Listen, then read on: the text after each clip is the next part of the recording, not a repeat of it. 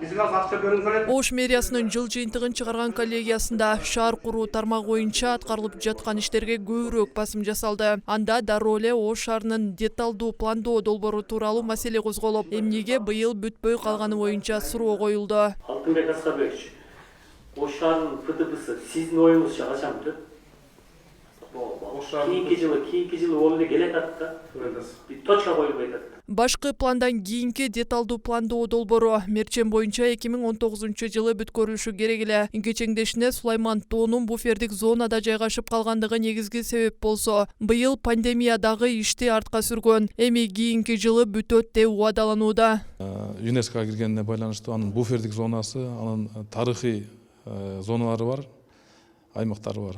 Ошол жерде дагы көйгөйлөр болуп атат да. Сулайман тоонун тоспош үчүн имараттарды баягындай визуализациясынын долбоорун да кечеңдеп, ал жерде жеке менчик ээлери биз ал жерге курабыз десе, Маданият министрлигинин алдындагы Кыргыз реставрация институту өзүнүн талабын коюп, өзүнүн корутундусун бериш керек экен. Ал долбоор бүтпөсө, деталдык пландоо долбоору бүтпөйт да. Деталдуу пландоо долбоорунан сырткары Ак Бура дарыясынын жээгин көрктөндүрүү иштери да быйыл бүтпөй калды. Бүгүнкү күндө болгону 30% иш аткарылды. 344 миллион сомго бааланган долбоордун кечеңдеши кайра эле каражатка келип такалат. Акча маселе жаратпаса, кийинки жылы бүтөт деп ишендиришет. Сметалык баасы 334 миллион акча болгон, тендерлик баасы 850 миллионго жоопкерчилиги чектелген курулуш компаниясы тутуп алып, бүгүнкү күндө бир 60 миллион сомдук ишти аткарды.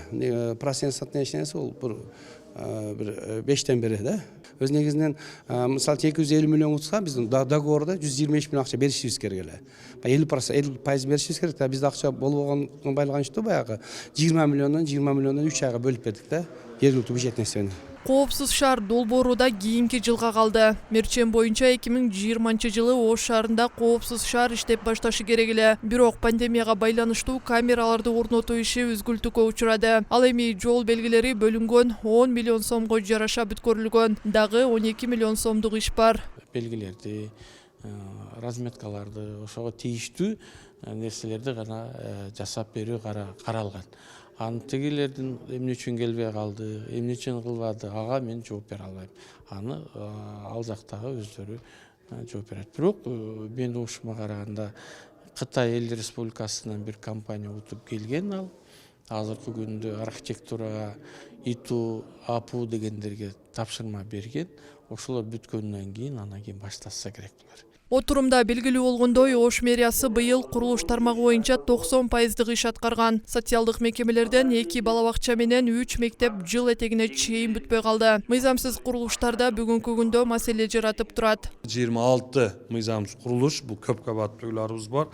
Ал жылды башында дагы ошо 26 деген сан бүгүнкү күнгө чейин 26 болуп келатат.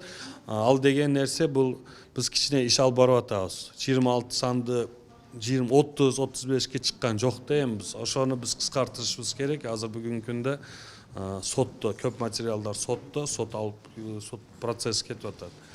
Ош мэриясынын жыл жыйынтыгын чыгарган коллегиясында шаар куруу тармагынан сырткары билим берүү жана саламаттыкты сактоо тармагы боюнча да маселе каралды. Анда пандемия шартында алып барылган иштерге саресеп салынып, кетирилген кемчиликтер да айтылды. Назгүл Ахунова, Нургазы Жалалдин уулу, ТМЖ жаңылыктары.